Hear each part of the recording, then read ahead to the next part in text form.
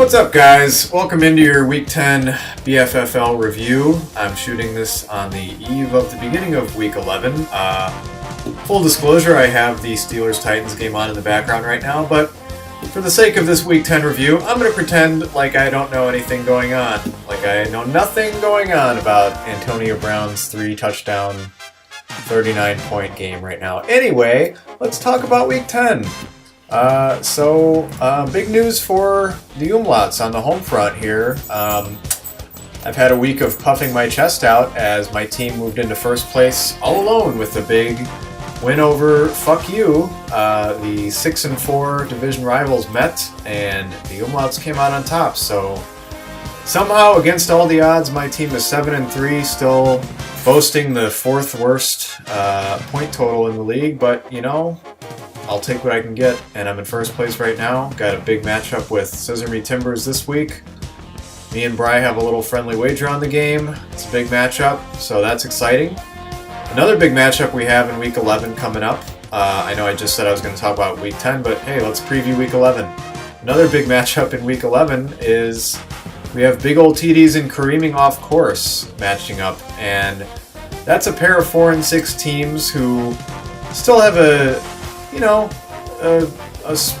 sprinkle of hope for the playoffs, a little spark that could build into a beautiful playoff fire. And basically one of those teams is going to be probably eliminated from the playoffs for sure. So let's see who that's going to be. The other team is probably going to be feeling better about their chances when they get to 5-6.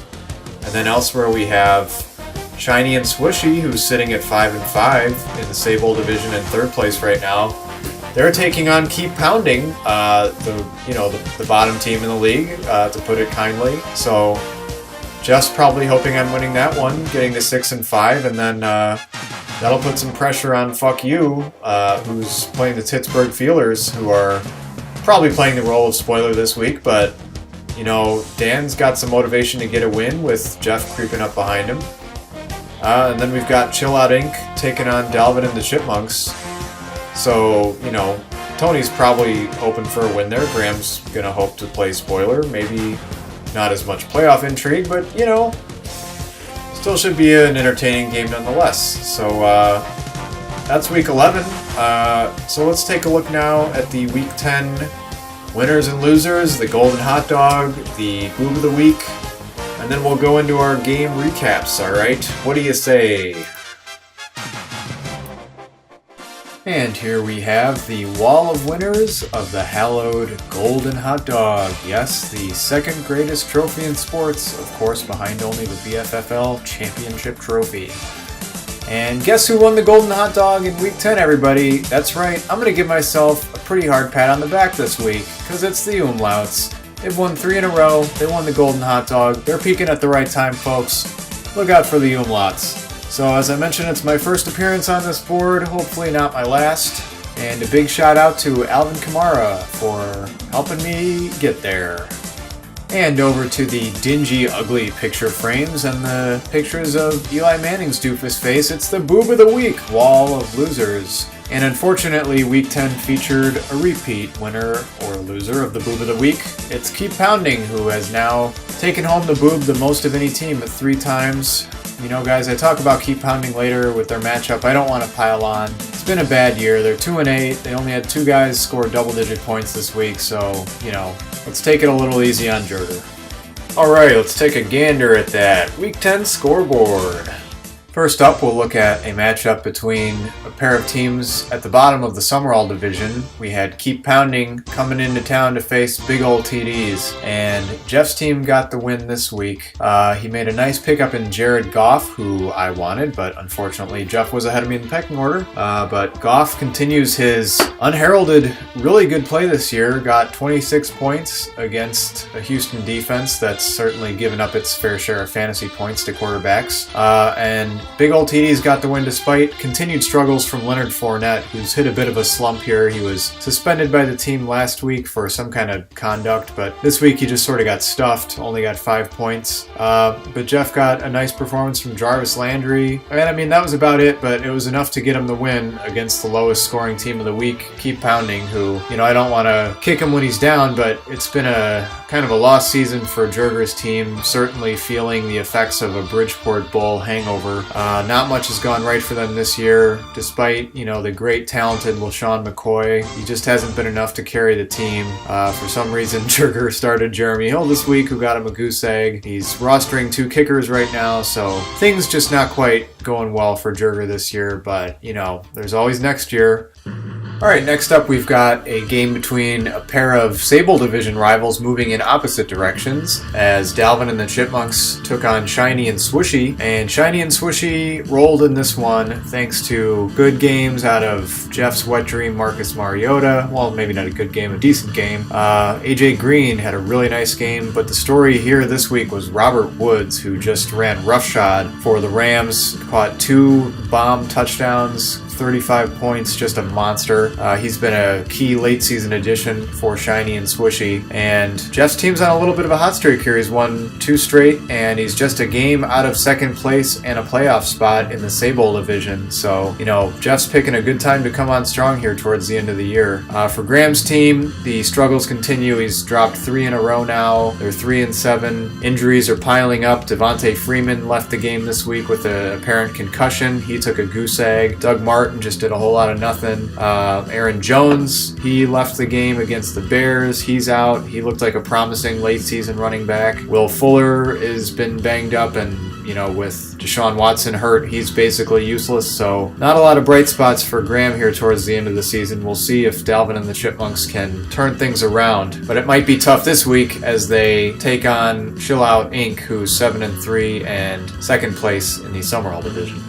All right, moving right along. Next up, we have a matchup that might have seen the end of a fantasy career, as earlier in the week, Jason was texting that if he lost to John's team with Jay Ajayi and Kareem Hunt and Alex Smith on a bye week, he might just retire from the BFFL. And that's exactly what happened, as Kareeming off course just took Pittsburgh Feelers out to the woodshed, beat them by about 40 points. The backup all-stars for Kareeming off course delivered on their promise. Cam Newton had a surprising, really good game, throwing to Devin Funchess, who also had a really good game, caught 2 touchdowns. Larry Fitz had a good game, and everything was kind of working for Kareeming off course.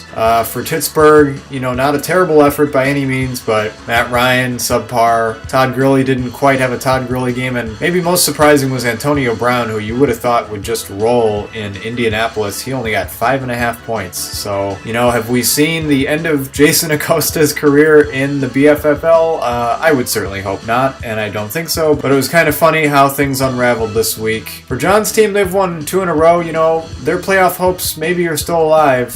For Pittsburgh, they're now 3-7. They've dropped 4 in a row, and the playoff window looks to be closing on them, although, there's always still the role of spoiler to be played. The following game review is brought to you by Good Juju Beer by Left Hand. Next, we have a battle for first place in the Sable Division as the 6-3 Umlauts visited the 6-3 Fuck You, and the Umlauts came out on top. They are now atop the Sable Division by themselves after notching their 3rd straight win and earning the Golden Hot Dog in the process, knocking off Dan's team 146 to 99.5. Key in the victory for Charles was Alvin Kamara, who is coming on like a freight train in the second half of the season. The Saints just did nasty, nasty things to the Buffalo defense with their run game. Kamara and Mark Ingram both had monster games, and Juju Smith-Schuster made his first start for the Umlauts after being picked up 2 weeks ago, and he proved that 97-yard touchdown catch was no fluke, as he had a good game against the Colts. For fuck you, the biggest culprits were Marvin Jones Jr. and Chris Thompson, who both had down weeks, and Dan is still struggling to find running backs after losing David Johnson at the beginning of the year. Now this hot streak for the Umlauts sets up a very exciting game in Week 11, as Charles will face his stiffest test of the season, and we'll have our game of the week as the Umlauts take on Scissor Me Timbers. It's a battle of first place teams who are both riding hot streaks, thanks mostly to Saints running backs. So guys, you'll want to keep an eye on that one. And last but certainly not least, we had a battle of league powerhouses as the 7-3 Chill Out Inc. went up against the team that has overtaken them for first place in the Summerall division, Scissor Me Timbers. The red hot Scissor Me Timbers, 9-1, have not lost since week 1, folks. And I was wondering this week how Bry's team would fare with the Ezekiel Elliott suspension finally commencing, and so far so good. Scissor Me Timbers passed the test. Adrian Peterson did not have a good game in the RB2 role with only 1.5 points, but it doesn't really matter when you've got Mark Ingram scoring 3 touchdowns and just rumbling for 33 points. So for now, no Ezekiel Elliott means no problem for Scissor Me Timbers, but again, we'll see how they fare next week as they take on the Umlauts, the first place in the Sable division, and things will get interesting. Now for Chill Out Inc., you have to wonder if a little bit of concern is starting to set in about their hopes of winning the Summerall division. With only 4 weeks left in the season, Tony's team now sits 2 games back of Scissor Me Timbers. Alright, let's take a look at the old standings board through 10 weeks of the season. Now, 4 weeks remaining, guys. Only one team has been mathematically eliminated from playoff contention. But, for a few others, it's going to be a long shot, but teams are still alive. So the only movement we saw this week was the Umlauts overtaking Fuck You for first place by themselves with that victory in the rivalry matchup. So Charles now sits at 7-3, still somewhat shockingly, given his 984.5 points scored, which is moved up a little bit into respectability, but still I think the 4th lowest total in the league. And I mean, when you look at the fact that the Pittsburgh Feelers have outscored the Umlauts, one team is 3-7, the other team is 7-3. Well, that's just fantasy football, guys. I guess it's just dumb luck. Now, as I mentioned before, Shiny and Swishy has won 2 straight, so Dan's got to be looking over his shoulder a little bit, as Jeff is only 1 game out of the playoff spot now for 2nd place in the Sable division. Over in the Summerall, as we all know, Scissor Me Timbers continues to be red hot. They lead the league in points, they lead the league in wins, they have the best record, yada yada yada, but that's okay because, they got a test coming up next week. After that, you got Chill Out Inc., who has dropped 2 in a row, but they're still at 7-3, so they're still looking good. And there's a little bit of a gap down to Kareeming Off Course and Big Ol' TDs, who both sit at 4-6. Both have come off wins, but they're still 3 games out of a playoff spot. So it's a long shot, but, stranger things have happened. Alright, well, we're back here at BFFL HQ, and one little fun fact that I didn't mention is the 146 points scored by the Umlauts last week in Week 10. Believe it or not, that was actually the high score of the season by any team so far. I went back and checked, and that's the most points anybody's scored yet, so just another little excuse for me to give myself a little pat on the back. And I'll enjoy it while it lasts, because I'm probably getting crushed by Scissor Me Timbers this week, but, we'll see what happens. We got lunch riding on the game, so I'm looking forward to seeing a lot of you Saturday at Friendsgiving. It'll be a fun time, it always is. Great to catch up with all of you. Those who can't make it will be missed, and, well, we'll see if my plan is able to be hatched. I'm basically going to get everybody drunk and then, make you guys trade me your best players. So I'll see you Saturday, alright? And for now, keep on footballing and enjoy Week 11. Alright, see you later.